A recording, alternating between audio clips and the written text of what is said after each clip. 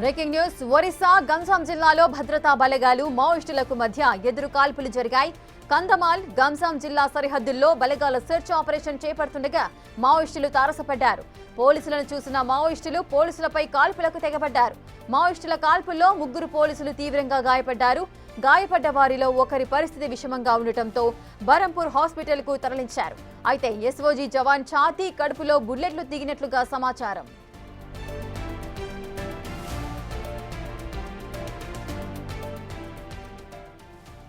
ఇక ఒరిస్సా గంజాం జిల్లాలో భద్రతా బలగాలు మావోయిస్టులకు మధ్య ఎదురు కాల్పులు జరిగాయి. కంధమాల్ గంజాం జిల్లా సరిహద్దుల్లో బలగాల సెర్చ్ ఆపరేషన్ చేపడుతుండగా మావోయిస్టులైతే ఒక్కసారిగా తారసపడ్డారు. ఇక పోలీసులను చూసిన వెంటనే మావోయిస్టులు పోలీసులపైకి కాల్పులకు తెగబడ్డారు.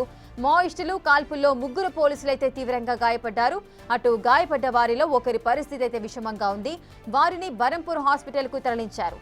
అయితే ఎస్ఓజీ జవాన్ ఛాతీ కడుపులో బుల్లెట్లు దిగినట్లుగా సమాచారం అందుతోంది.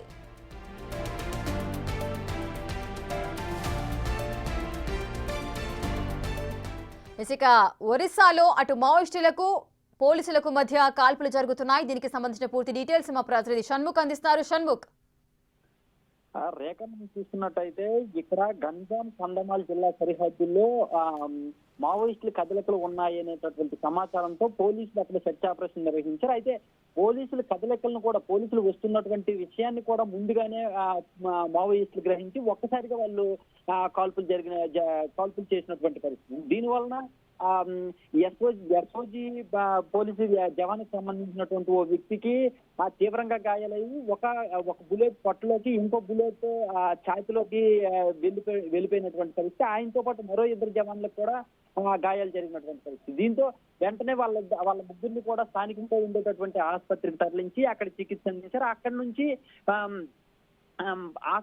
పై ఆసుపత్రికి తరలించాలి, పెద్ద ఆసుపత్రికి తరలించాలి అని చెప్పి వైద్యులు సూచించడంతో వాళ్ళని బరంపూర్ ఆసుపత్రికి తరలించి అక్కడ చికిత్స అందిస్తున్నారు. Rekha. Right, thank you Shanmukh, thanks for the details.